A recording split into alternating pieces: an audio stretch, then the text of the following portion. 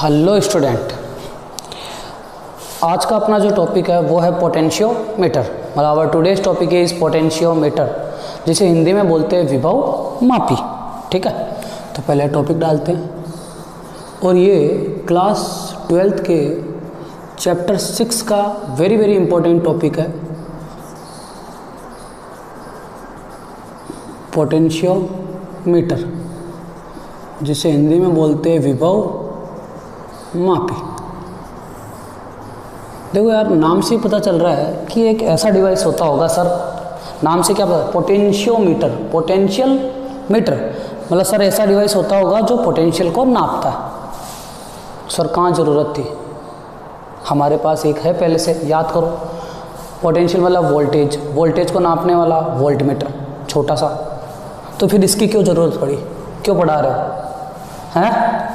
कहाँ ज़रूरत है? तो भाई कुछ ना कुछ तो काम करता होगा अच्छा, तभी अपने आज इसको पढ़ रहे हैं। तो मतलब पोटेंशियोमीटर ही क्यों करा? सर वोल्टमीटर छोटा सा, उसको ही कन्वर्ट कर लेते। लेकिन वोल्टमीटर क्या होता है? वोल्टमीटर में एक प्रॉब्लम होती है बेटा। जो वोल्टमीटर होता है इस टाइप का होता है, और इसका इंटरनल रेजिस्टेंस भी होता है। इसका इंटरनल रेजिस्टेंस होता है, और अगर ये किसी सेल के ईएमएफ को कैलकुलेट करेगा, अगर ये किसी सेल के ईएमएफ को कैलकुलेट करेगा, ये सेल पढ़ा होगा तुमने, प्लस माइनस ई और ये आर, तो ये क्या करेगा? V बराबर E माइनस आई आर। मेरे को तो ये V को कैलकुलेट करेगा कि E को कैलकुलेट करेगा? ये V को कैलकुलेट करेगा। तुम्हें तो ईएमएफ को कैलकुलेट करना है, तो इसका मतलब ये ईएमएफ को एग्जैक्ट वैल्यू तो कैलकुलेट नहीं करेगा। तो फिर ये क्या करेगा? इसका मतलब ये क्या करेगा? ये वोल्टमीटर के कंपेयर में एग्जैक्ट वैल्यू को कैलकुलेट करता है। ठीक है, तो potentiometer is a device, it is a experimental device, it is an experimental device which is used to measure the exact value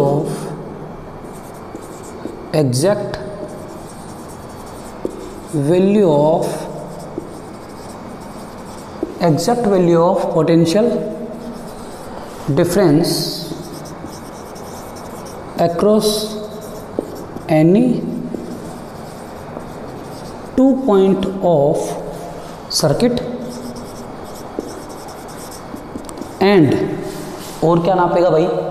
और क्या नापेगा? And EMF of the cell, और EMF ऑफ द सेल। अब ये नापेगा पर कैसे? सोचो, ये R, इस R का रोल कब ना हो? जब इसके अंदर कोई करंट ही ड्रॉ ना हो, मतलब इसके अंदर से फ्लो आने वाली करंट ही क्या हो जाए? जीरो हो जाए।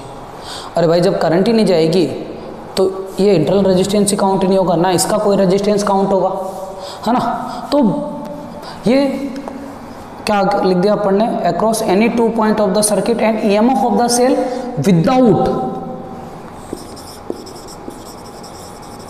Without taking any current from the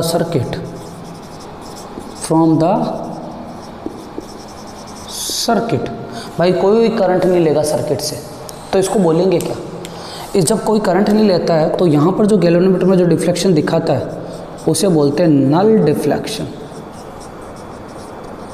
null deflection या जीरो डिफ्लेक्शन। ठीक है, तो ये अपना एक पोटेंशियोमीटर एक ऐसा एक्सपेरिमेंटल डिवाइस होता है। पोटेंशियोमीटर एक ऐसा एक्सपेरिमेंटल डिवाइस होता है जो किसी भी सर्किट के दो सिरों के बीच का पोटेंशियल डिफरेंस कैलकुलेट करता है, और exact value without taking any of the current, बिना कोई करंट लिए, और EMF of the cell determine करता है। अब ये कैसे करता है वो बात की बात है, पर ये काम करता ही। अब आता है कि इसको यूज क्यों लिया गया? क्यों? क्योंकि इसका जो रेजिस्टेंस होता है ये कहाँ पर रेजिस्टेंस रखता है अपना? बहुत ज़्यादा रेजिस्टेंस रखता है। सर बहुत ज़्यादा रेजिस्टेंस कैसा? अपन ने एक चीज़ पढ़ी है कि किसी भी कंडक्टर वायर का जो रेजिस्टेंस होता है उसकी लेंथ के डायरेक्टली प्रोपोर्शनल होता है ना। अपने को पोटेंशियल ड्रॉप ज़्यादा देना है, करंट कम करनी है, तो V बराबर आई आर, तो आई आर बराबर मान लो पोटेंशियल कांस्टेंट है। तो यहाँ पर क्या बोल सकता हूँ? I is directly proportional to 1/r, मतलब I is inversely proportional to R। अगर साला R की वैल्यू बहुत ज़्यादा कर दें अपन तो I की वैल्यू बहुत कम मिलेगी। जब उसमें से कोई करंट ही फ्लो नहीं करेगी तो इंटरनल रेजिस्टेंस काउंट ही नहीं होगा, और काउंट ही नहीं होगा तो केवल कौन काउंट होगा? EMF काउंट होगा। और यही तो काम अपना पोटेंशियोमीटर का है कि केवल EMF निकालता है विदाउट टेकिंग एनी करंट। तो करंट जीरो होनी चाहिए। तो करंट अगर R कितना कर दूँ? Current zero. भाई करंट की वैल्यू जीरो है तो R की वैल्यू R कहाँ पर चला जाएगा? इनफाइनाइट। और अपन ने पढ़ा है कि अगर किसी वोल्टमीटर का रेजिस्टेंस इनफाइनाइट है तो वो जो वोल्टमीटर है वो कौन सा वोल्टमीटर कहलाता है? वो आइडियल वोल्टमीटर कहलाता है। तो यहाँ पर जो पोटेंशियोमीटर होता है उसमें अपन कितना मीटर का वायर लेते हैं? बहुत। अगर रेजिस्टेंस बढ़ाना है तो उस वायर की लेंथ भी बढ़ा देंगे, है ना। तो इसमें कितनी वायर की लेंथ बढ़ाते हैं? बहुत ज़्यादा बढ़ा दे सर। भाई अपन ने प्रीवियस टॉपिक कौन सा पढ़ा था? Metre bridge. उसमें कितनी लेंथ ले लेती? 1 मीटर। अरे इतनी सी लेंथ ही ली थी नहीं ली थी 1 मीटर। तो सर इसमें कितनी ले ले? भाई ले लो, तुम्हारी मर्जी है जितनी। पर एपरेटस की औकात ध्यान रखना कि भाई एपरेटस लास्ट कहाँ तक जा सकता है। अभी अपना ये जैसे लेब है, इसमें मेरे हिसाब से लेब का कितना होगा? ये 3 मीटर होगा और इधर 5 मीटर होगा, तो 3/5 मीटर की लेब है। तो मान लो 3 मीटर का या 5 मीटर का वायर ले सकते हैं। पर ज़्यादा वायर लगा दोगे तो एपरेटस में कनेक्ट कहाँ करोगे? ये भी प्रॉब्लम आएगी अपने। तो दिमाग लगाया भाई साइंटिस्ट ने। तो साइंटिस्ट ने लगाया 10 मीटर वायर लिया। तो अगर वायर 10 मीटर का लेंथ बहुत ज़्यादा तो उसका रेजिस्टेंस भी बहुत ज़्यादा। तो रेजिस्टेंस बहुत ज़्यादा मतलब बोल सकते हैं इनफाइनाइट। सर फिर इस को एपरेटस में कैसे लगाया होगा? तो अपन एपरेटस ही देख लेते हैं ना, जरूरी का है। तो देखो एपरेटस कैसा होता है potentiometer.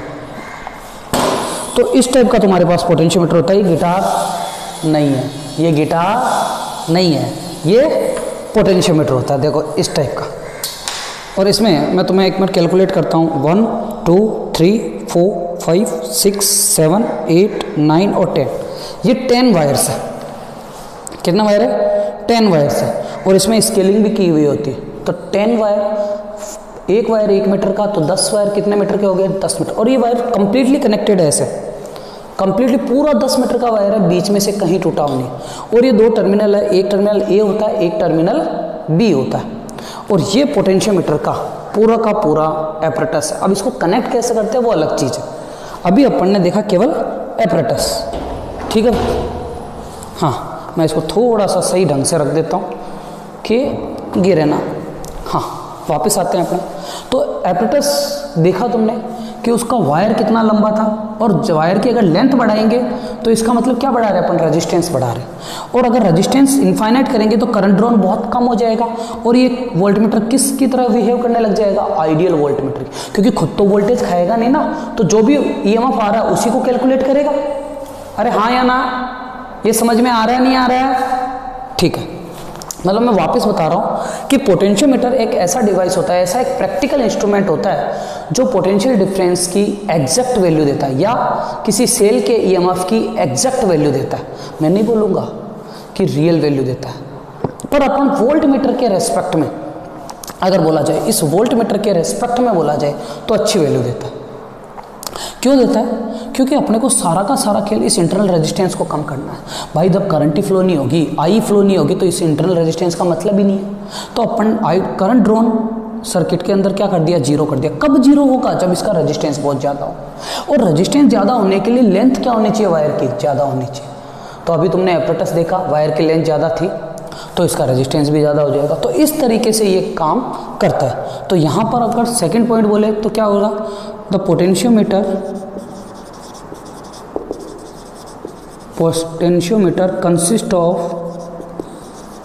consist of a very long wire having uniform cross sectional area uniform cross section area, ठीक है, कि मतलब जो पोटेंशियोमीटर किससे मिलकर बना होता है, एक बहुत बड़ी लंबाई का यूनिफॉर्म क्रॉस सेक्शनल एरिया, मतलब समान अनुप्रस्थ काट के क्षेत्रफल का एक तार होता है। अब यार यूनिफॉर्म क्रॉस सेक्शनल एरिया क्यों? क्योंकि R is inversely proportional to E। अगर एरिया कांस्टेंट होगा तो R भी कांस्टेंट रहेगा, और लेंथ है तो अपने को पता है R is directly proportional to L। तो अपने मानते हैं कि जो पोटेंशियोमीटर होता है उसकी लेंथ बहुत ज़्यादा, तो उसका रेजिस्टेंस क्या होता है, इनफाइनाइट होता है लगभग। तो the resistance of potentiometer wire, potentiometer wire is tends to infinite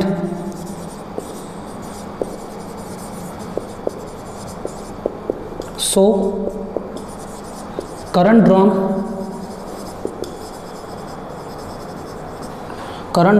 from the circuit is 0 and that instrument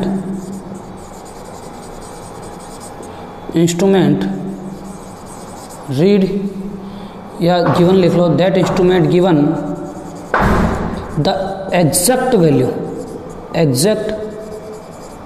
value of EMF of cell, ठीक है। तो ये क्या करेगा, ये एग्जैक्ट वैल्यू देगा सेल की इस तरीके से, ठीक है। तो अगर एग्जैक्ट वैल्यू ऑफ सेल देगा, so that is known as that is worked like as ideal voltmeter. तो ये जो पोटेंशियोमीटर है ये किसकी तरह वर्क करेगा, ये आइडियल वोल्टमीटर की तरह वर्क करेगा, ठीक है। इसको मिटा देते हैं। तो ध्यान रखना इधर कि भाई जो R होता है, R अगर इनफाइनाइट की ओर टेंस्ट करेगा तो I 0 की ओर टेंस्ट करेगा, ठीक है। और यही कंडीशन होती है किसकी, अपने आइडियल वोल्ट मीटर की, क्योंकि अगर R इनफाइनाइट रहेगा ना तो उसमें करंट ड्रॉन नहीं होगा, और करंट ड्रॉन नहीं होगा तो वो एग्जैक्ट वैल्यू नापेगा पोटेंशियल डिफरेंस या EMF ऑफ द सेल की। यहाँ तक ओके, ठीक है। अब देखो इसका कंस्ट्रक्शन कैसा, बनता कैसा, दिखता कैसा, अभी मैंने दिखाया था, उसको बना के देखते हैं एक बार। तो इसका जो बनावट है वो कुछ इस तरीके की होती है कि एक लकड़ी का ये गट्टा होता है ऐसा, है ना, इस तरीके का कुछ होता है।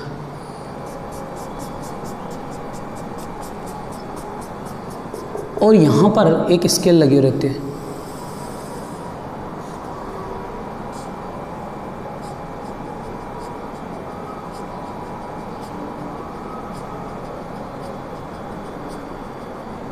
बेटा हो सकता है तुम थोड़ा बोर हो, पर क्या करें, डायग्राम तो बनाना पड़ेगा। अब इसके अंदर 10 मीटर लंबा वायर होता है, ये सिरा होता है एक A और एक सिरा होता है B, और कितने मीटर लंबा वायर होता है, 10 मीटर, क्योंकि ये 1 मीटर की स्केल है। वो तो तुम कैलकुलेट कर लेना, कोई ज़रूरी नहीं है, 10 वायर होते हैं ऐसे।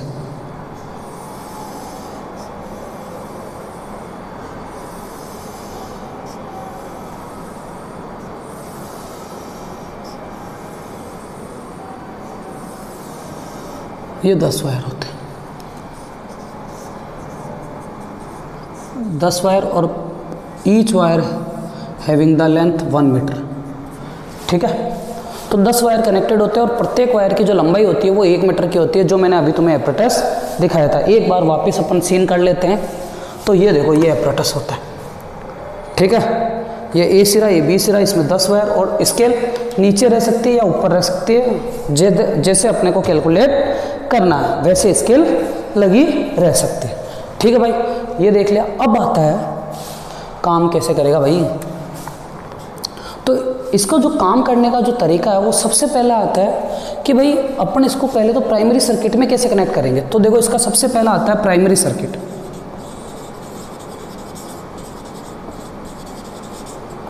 Primary circuit. और इस वायर को मैं एक 10 मीटर के वायर को, या जो भी वायर है, मैं L लेंथ का वायर ले लेता हूँ। तो मान लेते हैं कि ये A सिरा है और ये B सिरा है, और इसमें जो वायर है वो L लेंथ का वायर है, मान लिया ना। थोड़ा वायर है, ये वायर। ओके बेटा, अब इस वायर को कनेक्ट किससे करना है? तो इस वायर को यहाँ कनेक्ट करना है एक बैटरी से जो प्राइमरी सेल होगा, फिर की से, और ये रियोस्टेट से। Rheostat is a device which is control the current. भाई एक ऐसा डिवाइस होता है जो करंट को कंट्रोल करता है, रेजिस्टेंस टाइप का ही होता है। ये अपना प्राइमरी सेल, और इससे ये करंट ड्रॉन आई, ये A टर्मिनल्स। अब देखो, तो यहाँ पर A और B कितना वोल्टेज खाएगा? जितना वोल्टेज देते हैं उतना वोल्टेज खाना पड़ता है। तो अपन यहाँ पर क्या निकाल सकते हैं कि भाई अगर यहाँ EP दिया तो यहाँ अपने को 0 मिलेगा। तो अपन क्या बोल सकते हैं? The potential drop across the potentiometer wire, ध्यान से सुनना, the potential drop across the potentiometer wire is directly proportional to length of wire, जो कि किसके डायरेक्टली प्रोपोर्शनल होता है? वायर की लेंथ के। देखो कैसे, तो EP is directly proportional to L, EP is directly proportional to L। Clear है यहाँ तक? अब देखो, तो प्रोपोर्शन साइन जब भी हटेगा तो क्या आता है? कांस्टेंट। तो EP बराबर XL, तो X बराबर क्या हो जाएगा? EP अपॉन L, और ये हो जाएगा वोल्ट पर मीटर। या द वोल्ट पर मीटर, जब भी मैंने कभी भी 11th क्लास में अगर तुमने कभी कोई टॉपिक पढ़ा हो और जब भी लेंथ का डिवाइड लगता हो, जब भी डिस्टेंस का डिवाइड लगता हो, तो वहाँ पर एक टर्म्स आती है ग्रेडियंट, जिसे हिंदी में बोलते हैं प्रवणता। तो इस पर पोटेंशियल में लेंथ का डिवाइड लग रहा है, तो इसको बोलेंगे पोटेंशियल ग्रेडियंट या विभव प्रवणता।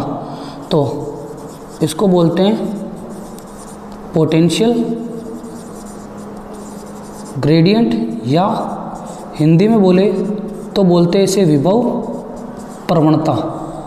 The potential per unit of the length, या एकांक लंबाई पर विभव पतन क्या कहलाती है? विभव प्रवणता। The potential drop per unit of the length of the conducting wire क्या कहलाती है? Potential gradient. अब यार इस पोटेंशियल ग्रेडियंट का रोल क्या है?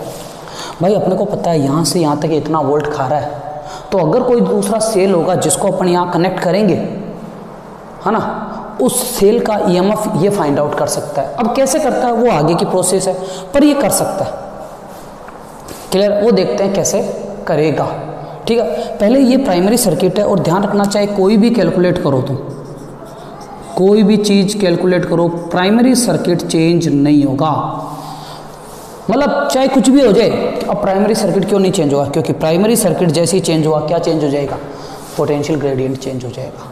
और पोटेंशियल ग्रेडियंट चेंज हो गया तो हो सकता है आगे बाद में तुम्हारे क्या आने लग जाए? एरर आएगी भाई, एक रीडिंग में अलग आ रही है और दूसरी रीडिंग में एकदम स्लाइटली डिफरेंट आ रही है। अभी जैसे एक रीडिंग आ रही है 1 वोल्ट और दूसरी रीडिंग आ रही है 2 वोल्ट, ये एरर बहुत ज़्यादा। लेकिन अगर एक रीडिंग आ रही है 1 वोल्ट और इसको बिना चेंज किए दूसरी रीडिंग आ रही है 1.1 वोल्ट, तो ये स्लाइटली डिफरेंस है, इतना चल सकता है। बोलो क्लियर है? नहीं है? तो पोटेंशियल मीटर अभी पोटेंशियल इसने कोई कैलकुलेट नहीं करा, अभी केवल प्राइमरी सर्किट है जो तुम्हें याद रखना है, क्योंकि ये बिना पोटेंशियल ग्रेडियंट को कांस्टेंट रखते हुए अपने को इस सर्किट में कोई चेंज नहीं करना है, क्योंकि जैसे ही इस सर्किट में तुमने कोई चेंज किया, ये जो पोटेंशियल ग्रेडियंट है ये तुम्हारा चेंज हो जाएगा। अब इस चेंज से क्या क्या फर्क पड़ेगा वो आगे देखते हैं। ठीक है, तो इसका स्क्रीनशॉट ले सकते हो तुम। ठीक है बेटा, आगे चलते हैं। देखो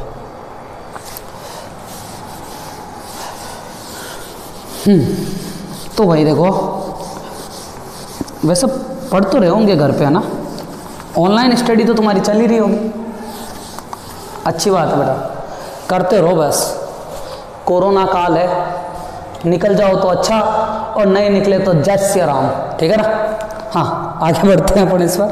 अब देखो प्राइमरी सर्किट तो हो गया। अब अगर मान लो मेरे को इसका ईएमएफ निकालना हो दूसरे सेल का, तो कैसे निकालेंगे? तो दूसरे सेल का ईएमएफ के लिए क्या प्रिंसिपल बेस है इसका? तो प्रिंसिपल तो यही है, the potential drop across the wire is directly proportional to the length of the conductor. यही प्रिंसिपल पर ये वर्क करता है पोटेंशियोमीटर। तो ध्यान रखना प्रिंसिपल भी यही है, तो ये इसका प्रिंसिपल ही है, सीधा डायरेक्ट अपन वही लिख सकते हैं। तो इसका यही प्रिंसिपल है इसका। The potential drop across the potentiometer wire is directly proportional to the length of the wire. ठीक है, अब देखो आगे क्या होगा, अब इसको कैलकुलेट करना है। ये वही वायर, एल लेंथ का वायर ले लेता हूँ पोटेंशियोमीटर का, ए और बी।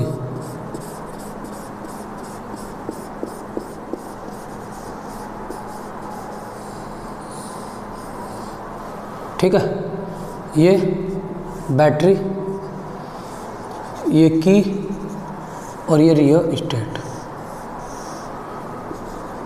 आर एच के और प्लस माइनस, ये प्राइमरी सेल की बैटरी, प्राइमरी। अब यहाँ पर अपने को एक दूसरा सेल जोड़ना है जिसका ईएमएफ फाइंड आउट करना है। ये सेल जोड़ दिया और यहाँ इसका इंटरनल रेजिस्टेंस होगा, यहाँ एक गैलोमीटर जोड़ेंगे और यहाँ ये डिवाइस होती है, इसको बोलते हैं जॉकी। जॉकी, ये इंटरनल रेजिस्टेंस, ये सेल तो है ही अपना,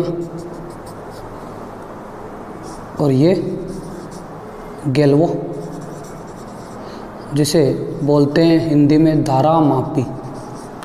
पर बेटा ध्यान रखना, नाम धारा मापी है पर ये करंट को कैलकुलेट नहीं करता। It is not measure the current, it is only showing the deflection of current. ये ओनली ये रिप्रेजेंट करता है कि सर्किट में करंट फ्लो कर रही है या नहीं कर रही है। मैं तुम्हें पहले बता रहा हूँ। अब देखो ये वो सेल है जिसका अपने को ईएमएफ फाइंड आउट करना है। ठीक है, अब यहाँ से ईपी मान लो, अब देखो इसको एक एग्जांपल के थ्रू पे बताता हूँ, बहुत जल्दी समझ में आएगा। ईपी मान लो 10 वोल्ट, तो यहाँ पर ए पर 10 वोल्ट आया, कितना वोल्टेज खा जाएगा बी पर? 0। इमेजिन करते हैं ना, ये आर, ये इसका जो आर है वो टेंस टू 0 है, अप्रॉक्सीमेट, अपन लेते ही नहीं है। ठीक है ना, और इसका इंटरनल रेजिस्टेंस वो भी टेंस टू 0 है। तब ये काम करेगा कि भाई ये 10 वोल्ट दिया और इसने सारा का सारा इस वायर ने खा गया। वायर की लेंथ कितनी है? एल, है ना। तो इसका जो potential drop across the length हो जाएगा, क्या हो जाएगा? EP by L. यही हो जाएगा कि पर यूनिट ऑफ लेंथ पर कितनी पोटेंशियल खाता है। ठीक है भाई, अब अपन ने यहाँ पर ये ES लगाया। अब देखो सोचो 10 है, ES मान लो 2 वोल्ट। देखो बेटा एक एक चीज़ समझना, तभी ये आएगा, नहीं तो ये मान लो ऊपर से जाएगा। तो तुमने वहाँ 10 वोल्ट की बैटरी लगाई तो यहाँ वायर पे 10 वोल्ट आया और यहाँ पर 0, मतलब कि जितना वोल्टेज देगा उतना वोल्टेज खाना पड़ेगा। तो तुमने 10 वोल्ट दिया तो यहाँ पर 0 वोल्ट मिला। अरे मिला कि नहीं मिला? मिला। तो अब यहाँ से एक दूसरी बैटरी जोड़ी, तो ये 10 आ रहा है और 10 में से प्लस, देखिए ये भी प्लस का जुड़ा हुआ है, ये भी प्लस का जुड़ा है। तो प्लस प्लस एक दूसरे को क्या करेंगे? अट्रैक्ट करेंगे ना? नहीं, रिपेल करेंगे। तो प्लस और प्लस रिपेल करेंगे। तो यहाँ से 10 वोल्ट आया और ये 2 वोल्ट अपोज कर रहा है, तो बचा कितना वोल्ट? 8 वोल्ट। तो यहाँ इस टर्मिनल पर कितना वोल्ट मिलेगा? 8 वोल्ट। क्लियर है? और अपने को पता है कि यहाँ पर जो ये बैलेंसिंग लेंथ मिलती है इसके लिए स्मॉल एल, ये 2 मीटर की मिलती है, कि वहाँ पर जो गैलोनोमीटर में जो डिफ्लेक्शन है वो 0 हो जाता है। वापस बात कर रहा हूँ, गैलोनोमीटर में वो डिफ्लेक्शन 0 हो जाता है 8 वोल्ट पर। 8 वोल्ट पर गैलोनोमीटर में इस जगह पर 2 मीटर पर डिफ्लेक्शन 0 हो जाता है। इसका मतलब क्या हो कि यहाँ पर 10 वोल्ट और ये पर यूनिट, मतलब ये 10 मीटर का वायर होता है। तो अगर मैं इसका पोटेंशियल ग्रेडियंट निकालूं तो EP बाई एल कितना? 10 बाई 10, तो X कितना आ गया? 1 वोल्ट पर मीटर।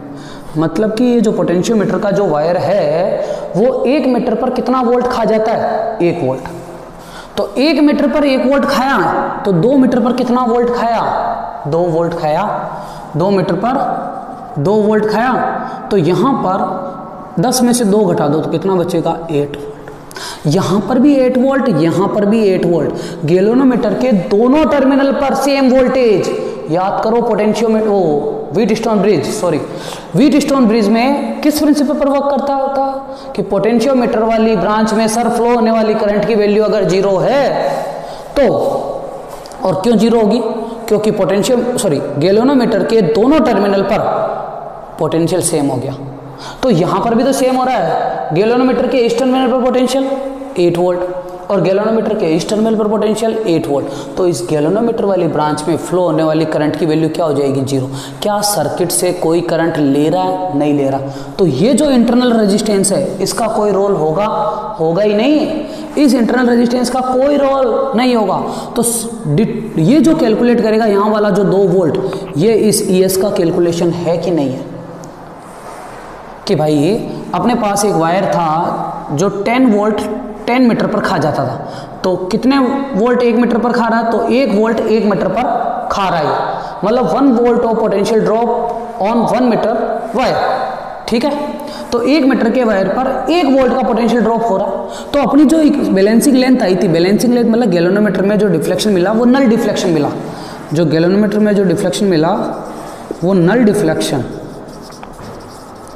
डिफ्लेक्शन को अपन बोल सकते हैं 0 डिफ्लेक्शन। इसका मतलब जो गैल्वेनोमीटर वाली जो करंट है वो क्या होती है, 0। तो ये कब मिला, अपने को 2 मीटर पर मिला। तो यहाँ पर अगर मैं इसको ES को बोल सकता हूँ कि इसका पोटेंशियल ग्रेडियंट इनटू L। तो पोटेंशियल ग्रेडियंट कितना, 1, L कितना, 2, तो ES कितना, 2 वोल्ट। क्या यही कैलकुलेशन आ रही है अपनी? अरे हाँ या ना, आया या नहीं आया? अब इसको नॉर्मल तरीके से करते हैं। मैं क्लियर बता रहा हूँ, वापस समझना कि भाई अपन ने 10 वोल्ट की बैटरी लगाई प्राइमरी सर्किट में। तो ये वाला जो सर्किट है ये होता है प्राइमरी सर्किट, और ये होता है सेकेंडरी सर्किट, ठीक है। प्राइमरी सर्किट में अपन ने 10 वोल्ट की बैटरी लगाई और अपन ने बाकी सारे रेजिस्टेंस को नेग्लिजिबल माना। तो अपन ने बोला कि इस वायर को 10 वोल्ट दिया तो कितना वोल्टेज खाएगा, भाई जितना दिया उतना ही तो खाएगा। तो पूरे 10 मीटर के वायर ने 10 वोल्ट खा लिया। तो 10 मीटर के वायर ने 10 वोल्ट खाया, तो EP/L। तो 1 मीटर के वायर ने कितना वोल्टेज खाया, 1 मीटर खाया। अब अपन ने एक सेकेंडरी सर्किट में एक दूसरा सेल जोड़ा, यहाँ से 10 वोल्ट आया, यहाँ 2 वोल्ट, प्लस और प्लस रिपेल कर रहे हैं। तो 10 में से 2 गया तो इस टर्मिनल पर 8 वोल्ट मिला। अब गैल्वेनोमीटर की जोकी को अगर अपन ऐसे इसके ऊपर चलाएं कि अपने को गैल्वेनोमीटर में नल डिफ्लेक्शन मिल जाए, और वो कब मिलेगा भाई, करंट IG बराबर 0 तो कब मिलेगा, जब गैल्वेनोमीटर के दोनों टर्मिनल पर पोटेंशियल सेम होगा तभी तो मिलेगा। तो गैल्वेनोमीटर का ये टर्मिनल पर पोटेंशियल 8 वोल्ट है, तो इस टर्मिनल पर पोटेंशियल कितना होगा, 8 वोल्ट, तभी तो नल डिफ्लेक्शन मिलेगा। तो इसका मतलब इस 2 मीटर के वायर ने कितना वोल्टेज खाया, 2 वोल्ट, और वही 2 वोल्ट इसके सेकेंडरी सर्किट में जुड़े सेल का EMF होगा कि नहीं होगा। क्या इसने कहीं पर भी V को कैलकुलेट करा है, V बराबर E-IR, नहीं करा। क्यों? क्योंकि भाई करंट ही फ्लो नहीं कर रही है, तो R का कोई मतलब ही नहीं है। इसीलिए वो एक लाइन लिखी थी, विदाउट फ्लोइंग एनी करंट या without drawn any current from the circuit, की बिना किसी करंट को लिए, मतलब सर्किट से कोई भी करंट नहीं लेता ये। और जब सर्किट से कोई करंट ही नहीं लेगा तो सीधा जो कैलकुलेशन करेगा वो ES की होगी। क्लियर है? इसी तरीके से पोटेंशियोमीटर वर्क करता है, कंफ्यूजन नहीं, ठीक। अब देखो इसको मैं थोड़ा सा रफ कर देता हूँ, बाकी सभी चीज़ें क्योंकि न्यूमेरिकल वैल्यू से जल्दी समझ में आता है इसलिए मैंने ये बताया, बाकी ज़रूरत नहीं है, अपन अभी न्यूमेरिक वैल्यू से नहीं करेंगे, ठीक है बेटा। अभी अपन वापस अपने नॉर्मल तरीके से आ जाते हैं, ठीक है। तो सबसे पहले यहाँ पर क्या लिखते हैं, वो तो क्लियर है ही, EP/L। अब लिखेंगे for secondary cell, for secondary cell ES we get the balancing length,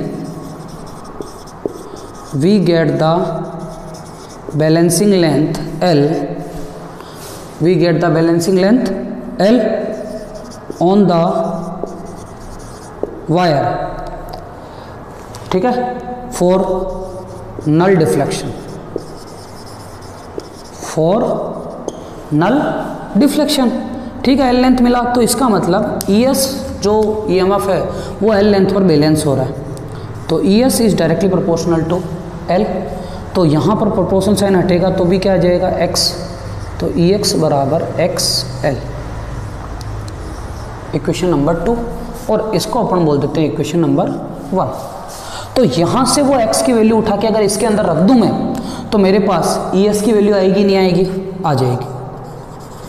तो फ्रॉम इक्वेशन देखना भाई 1 और 2 से, तो यहाँ से सेकेंडरी सेल का जो ई एम एफ है x की वैल्यू वहाँ से उठाओ, E P upon L into L.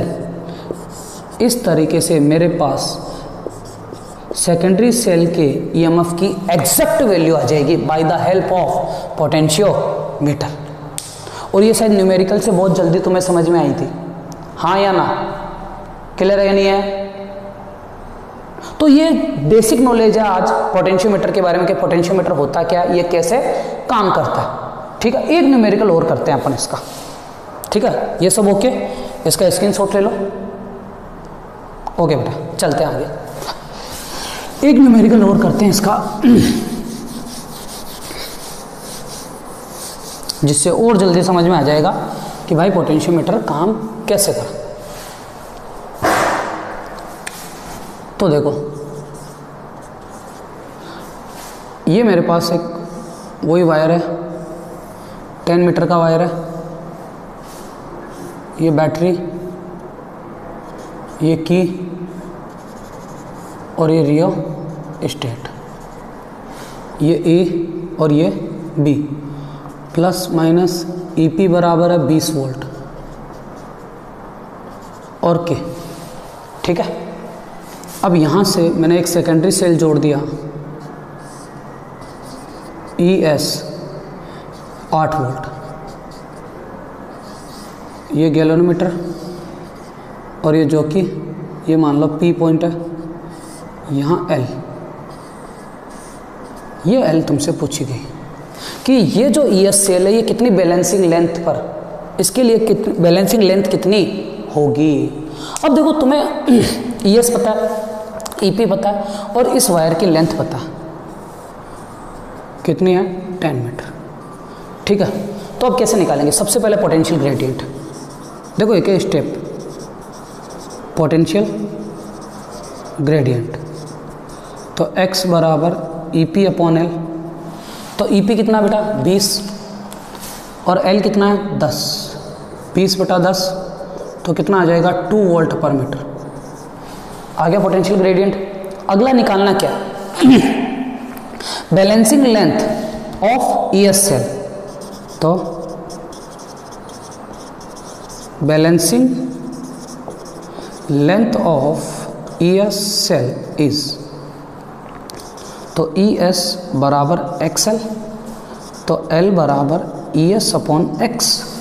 ठीक है बेटा, एक्स की वैल्यू यहाँ से यहाँ रख सकते हैं, तो ई एस की वैल्यू कितनी है 8 और एक्स की वैल्यू 2, तो ये डिवाइड करा तो 4 मीटर, तो एल बराबर 4 मीटर बैलेंसिंग लेंथ आ गई। बोलो क्लियर है नहीं? मतलब कि अगर ये सेल, इसका मतलब ये सेल कितने मीटर पर बैलेंस होगा, 4 मीटर पर। अब देखना थोड़ा, 4 मीटर, तो इसका 1 मीटर पर 2 वोल्ट खा रहा है, तो 4 मीटर पर कितना वोल्ट खा जाएगा, 8 वोल्ट। तो यहाँ पर 8 वोल्ट खा गया, तो यहाँ बचा कितना,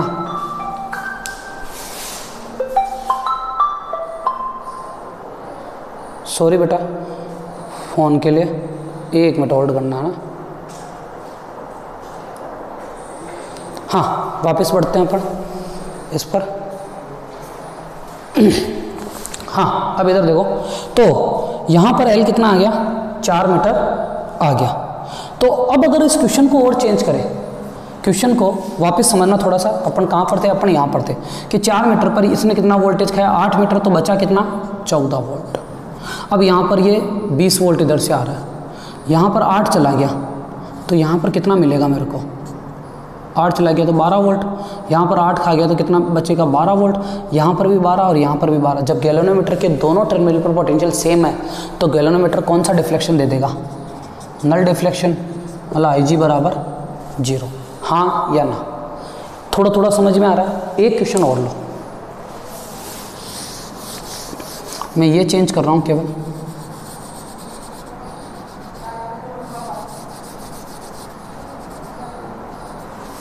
देखो तुम्हें अब की बार जो सेल दिया ना, वो दिया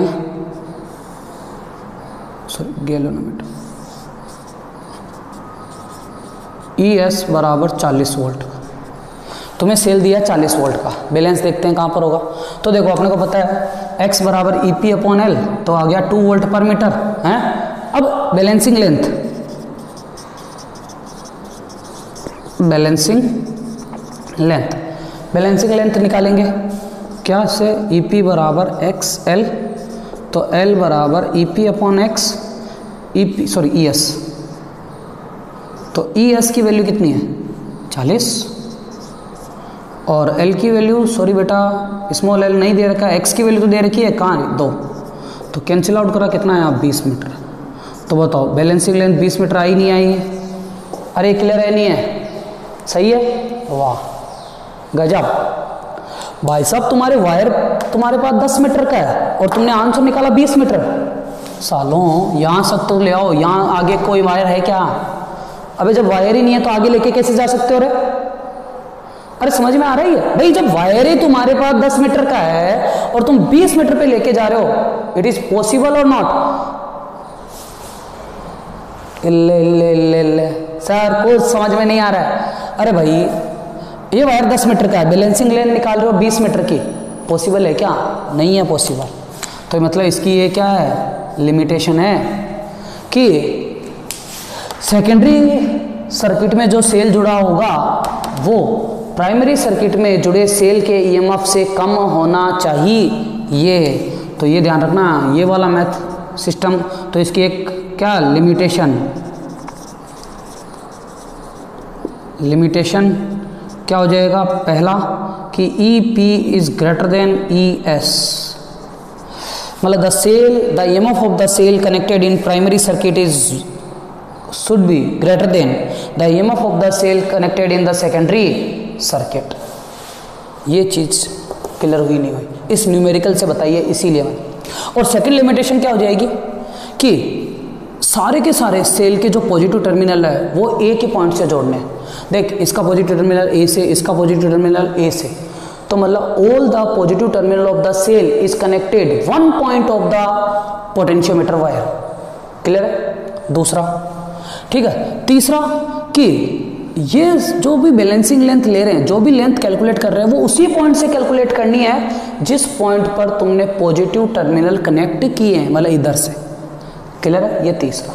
चौथा, जोकी रगड़ कर नहीं चलानी है, वही पहले वाला, जोकी को रब करते हुए नहीं चलाना, क्योंकि अगर अपन रगड़ कर चलाएंगे तो इसका जो क्रॉस सेक्शनल एरिया है वो यूनिफॉर्म नहीं रहेगा, और क्रॉस सेक्शनल एरिया अगर यूनिफॉर्म नहीं रहेगा तो रेजिस्टेंस चेंज हो जाएगा।